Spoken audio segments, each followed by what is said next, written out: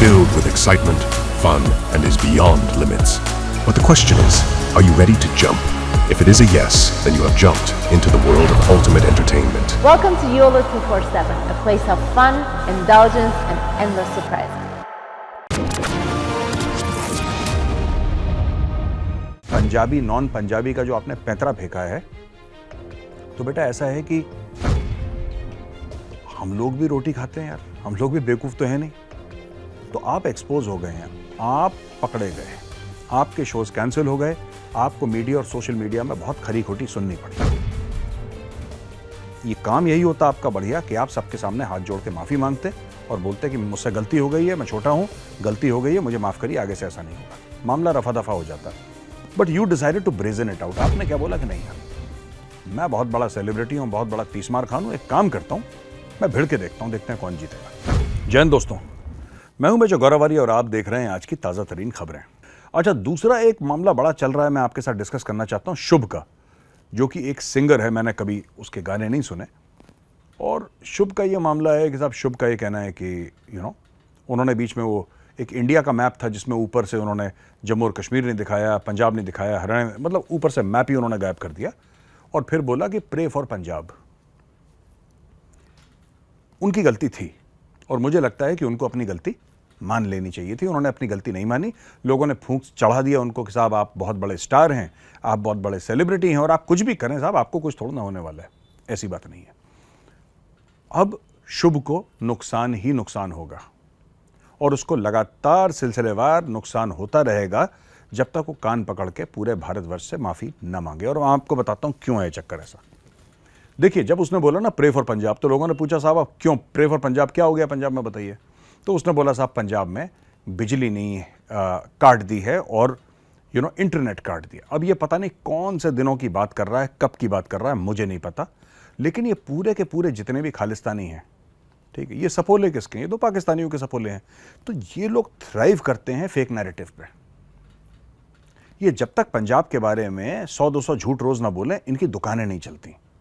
तो पंजाब में बहुत लोगों को मार दिया है और पंजाब में बड़ा पुलिस वाले उठा के ले जाते हैं और पंजाब में ये आप गलत बातें बोलें पंजाब में, जितनी पंजाब के बारे में और पंजाबियों के बारे में, सिखों के बारे में जितनी गलत सलत बातें, उनके साथ ये हो रहा है, उनके साथ ये हो रहा है, गलत हो, ये जब तक आप नहीं बोलेंगे आपकी दुकान नहीं चलेगी खालिस्तानियों के बीच।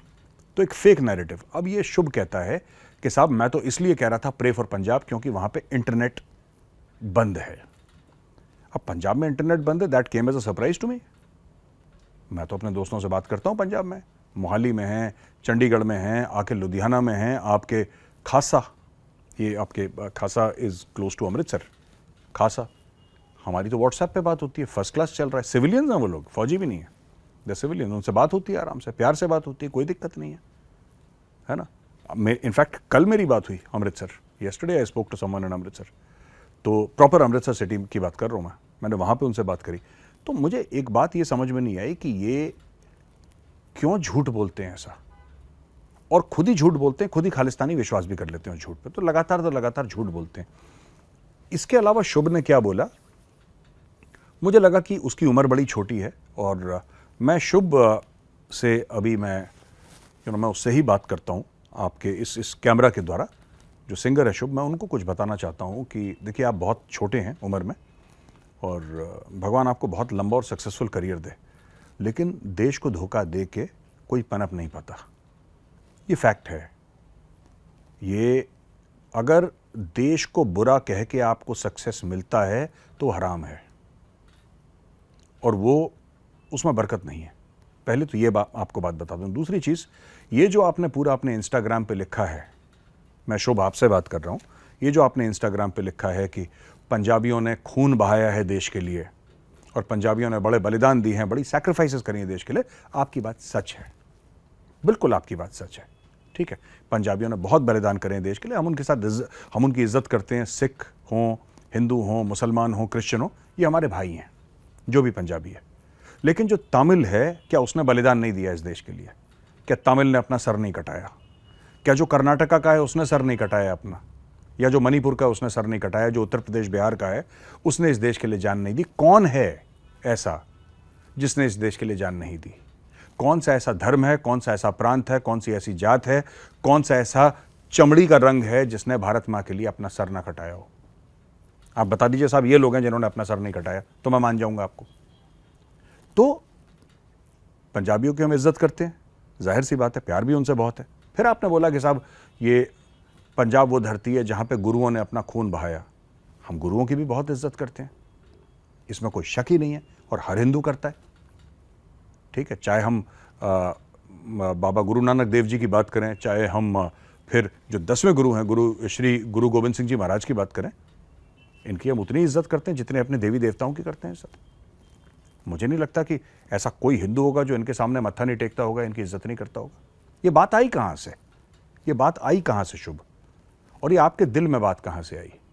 मैं आपको बताता हूं बात कहां से आई। ये आपने जो पंजाबी नॉन पंजाबी का जो आपने पैंतरा फेंका है, तो बेटा ऐसा है कि हम लोग भी रोटी खाते हैं यार, हम लोग भी बेवकूफ तो है नहीं। तो आप एक्सपोज हो गए हैं, आप पकड़े गए, आपके शोज कैंसिल हो गए, आपको मीडिया और सोशल मीडिया में बहुत खरी खोटी सुननी पड़ी। ये काम यही होता आपका बढ़िया कि आप सबके सामने हाथ जोड़ के माफी मांगते और बोलते कि मुझसे गलती हो गई है, मैं छोटा हूं, गलती हो गई है, मुझे माफ करिए, आगे से ऐसा नहीं होगा, मामला रफा दफा हो जाता। But you decided to brazen it out. आपने क्या बोला कि नहीं यार, मैं बहुत बड़ा सेलिब्रिटी हूं, बहुत बड़ा तीसमार खान हूं, एक काम करता हूं, मैं भिड़ के देखता हूं, देखते हैं कौन जीतेगा। मैं फिर आपसे कह रहा हूं, भारत से भिड़ के कोई नहीं जीता, आप बहुत छोटे हो अभी, ठीक है ना। तो ये पंजाबी और नॉन पंजाबी के बीच में जो आपने दरार डालने की कोशिश करी है, ये शुभ, ये बहुत एक घटिया, बहुत छोटी और एक बहुत नाकामयाब किस्म की, जो कहता है ना नाकामयाब हो जाती है, बिल्कुल एक कोशिश हो जाती है नाकामयाब, फेलियर, ये उस किस्म की कोशिश है। ठीक है जी। आप कहते हैं प्रे फॉर पंजाब, क्योंकि पंजाब में इंटरनेट नहीं था। पता नहीं कौन सा ऐसा दिन था जब इंटरनेट नहीं था, मुझे नहीं पता आपको किस खालिस्तानी ने स्टोरी सुनाई है। लेकिन मैं आपसे एक आखिरी बात कहना चाहता हूँ शुभ।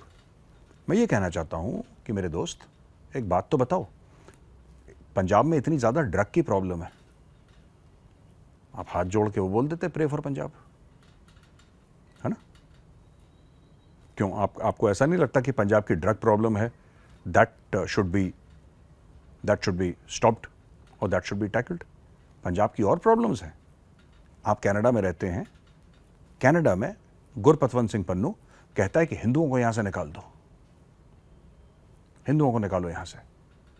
और जो खालिस्तानी हैं वो सिर्फ हिंदुओं को नहीं धमकाते, वो सिर्फ हिंदुओं को नहीं मारते, वो जो सिख हैं उनको भी मारते हैं, जो सिख इनकी लाइन पे नहीं चलते। और उनमें से कई हिंदू पंजाबी भी हैं वहां पे। तब तो आपने नहीं लिखा कि प्रे फॉर पंजाब, किसी ने आपको कोई छोटा सा टोटका हाथ में चुनचुना पकड़ा दिया, फैलाने लगे प्रे फॉर पंजाब। ये चीज शोभा नहीं देती। अच्छा दोस्तों, ये तो हुई शुभ की बात। अब आखिरी खबर आज की ये है कि वुशु खेलने के लिए चाइना जाना था। एशियन गेम्स चाइना में हो रहे हैं और चाइना ने वीजा देने से 3 इंडियन एथलीट्स को मना कर दिया, वुशु वाले, क्योंकि वो तीनों महिलाएं थी और तीनों अरुणाचल प्रदेश की थी। तो चाइना ने बोला no, nothing doing, you are not welcome in China. अच्छा देखिए, काफी लोगों का ये ओपिनियन है कि यार जियो पॉलिटिक्स और स्पोर्ट्स को मिक्स नहीं करना चाहिए। मेरी ऐसी राय नहीं है, मैं सबको मिक्स करूं as far as I am concern.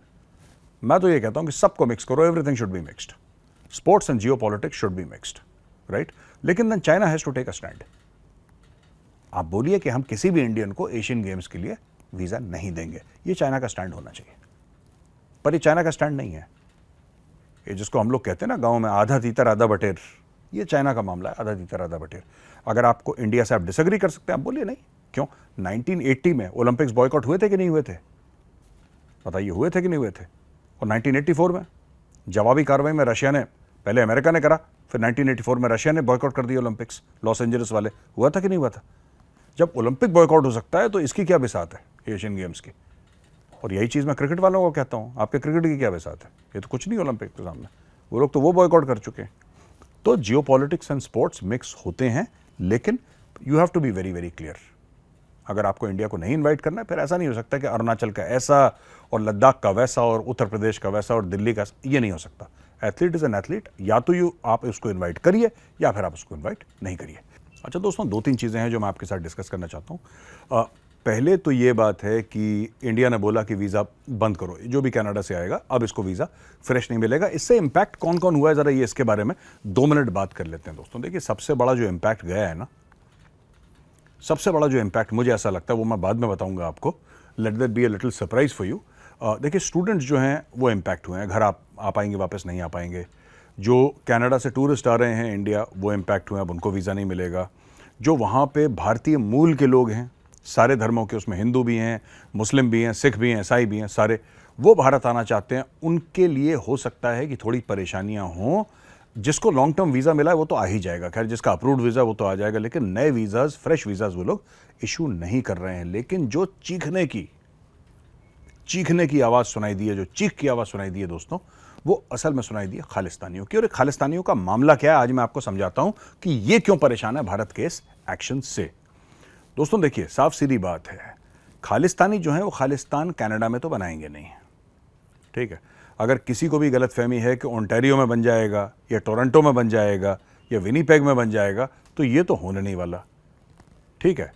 और उनका मन क्या है बनाने का खालिस्तानियों का, कहाँ खालिस्तान बनाएंगे? वो चाहते हैं कि भारतीय पंजाब में वो खालिस्तान बनाएं, द सो कॉल्ड खालिस्तान, जो उनका एक, जिसको कहते हैं ना एक पागल का सपना, कि वो हम इंडियन पंजाब में बनाएंगे। देखिए, अगर खालिस्तानियों की जड़ काटनी है तो उनको पंजाब से दूर रखना पड़ेगा, और ये जो सरकार का जो वीज़ा वाला निर्णय है वो खालिस्तानियों को पंजाब से दूर रख रहा है। और पंजाब से दूर रखना, मैंने जैसे बताया आपको, क्यों ज़रूरी है? क्योंकि वो खालिस्तान पंजाब में बनाना चाहते हैं। तो जाहिर सी बात है, जहाँ पे आप बनाना चाहते हैं कोई चीज़, अगर आपको वहाँ से फिजिकली दूर रख लिया जाए, फिर आप कुछ नहीं कर सकते। और यहाँ पे जो खालिस्तानी समर्थक हैं, इनका बड़ा बढ़िया ट्रेड ऑफ होता है खालिस्तानियों का, क्योंकि सब जो खालिस्तानी हैं उनका एक सपना है कि भाई हम जाएंगे और कनाडा में बसेंगे, ठीक है। फिर वहाँ पे अपनी अवैध कार्रवाई, लीगल एक्टिविटी, ड्रग्स वाला आराम से करेंगे, अच्छी ज़िंदगी जिएंगे, और कहते हैं कि कनाडा चले जाएंगे। अब कनाडा का एक चक्कर और है कि यहाँ पे शूट करो, यहाँ पे मारो, आपके खालिस्तानी आका आपको बताएंगे आपको किसकी हत्या करनी है, किससे फिरौती लेनी है, किससे एक्सटॉर्शन करना है, टारगेटेड किलिंग होनी है, जो भी आपने अवैध काम करना है, ड्रग स्मगलिंग का, सप्लाई, परचेज, आप सब करिए। और जब गर्मी बहुत ज़्यादा हो जाए, जब आपको लगे कि भाई पंजाब पुलिस या NIA आपके पीछे पड़ गई और आप बिल्कुल पकड़े जाने वाले हैं, उसी वक्त आप यहाँ से छूमंतर हो जाइए, आप बिल्कुल गायब हो जाइए यहाँ से। उससे कुछ एक आध महीने पहले जब आपको लगे गर्मी बढ़ रही है हल्की सी, आप एग्जिट कंट्रोल लिस्ट में नहीं आए हैं लेकिन गर्मी बढ़ गई है, आप चले जाइए। तो इससे सबसे ज़्यादा जो इम्पैक्ट पड़ा है दोस्तों, वो खालिस्तानियों को पड़ा और बड़ी चीखें उनकी निकल चुकी। तो दोस्तों, यहाँ पे मेरा वीडियो होता है ख़त्म, मैं आपसे इजाज़त लेता हूँ। तो फिर मैं हाजिर होऊंगा मंडे को एक नए वीडियो के साथ। तब तक के लिए जय हिंद।